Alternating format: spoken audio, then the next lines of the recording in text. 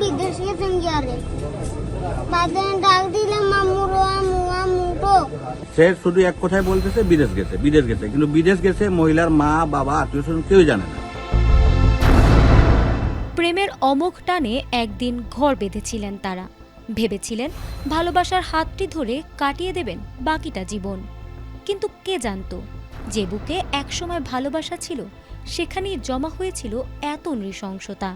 ভালোবাসার মানুষটি যে শেষ পর্যন্ত ঘাতক হয়ে উঠবে তা কি কখনো ভেবেছিলেন অভাগী জায়দা বেগম? মৌলভীবাজারের রাজনগরের করিমপুর গ্রামের এই ঘটনায় পরপর সাজানো নাটক দেখে থমকে গেছে পুরো দেশ।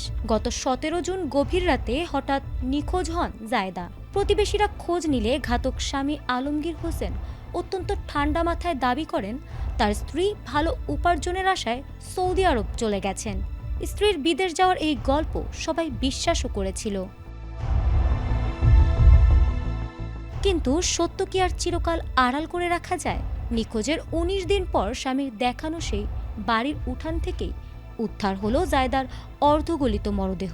সঠিক প্যাড আর সঠিক তথ্য দিয়ে এসব সামলে নিব এক হয়ে।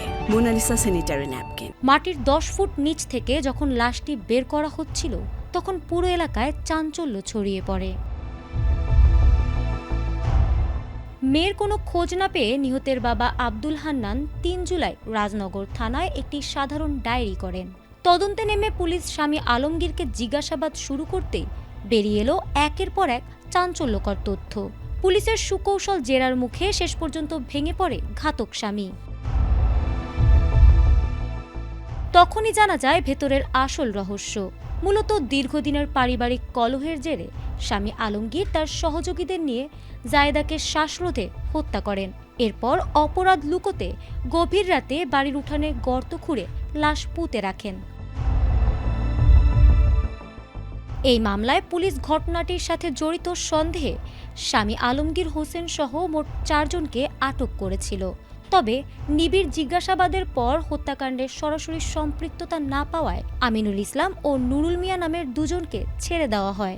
মূল অভিযুক্ত ঘাতক স্বামী আলমগীরকে ইতিমধ্যেই আদালতের মাধ্যমে কারাগারে পাঠানো হয়েছে এবং অপর সহযোগী জালাল আহমেদকে ঘটনার নেপথ্যের আরও তথ্য উদ্ঘাটনের জন্য পুলিশি হেফাজতে রেখে জিজ্ঞাসাবাদ করা হচ্ছে। ভালোবাসার এমন মর্মান্তিক ও নির্মম পরিণতি দেখে এখন স্তব্ধ পুরো এলাকাবাসী। ফারহানা হক, ATN বাংলা।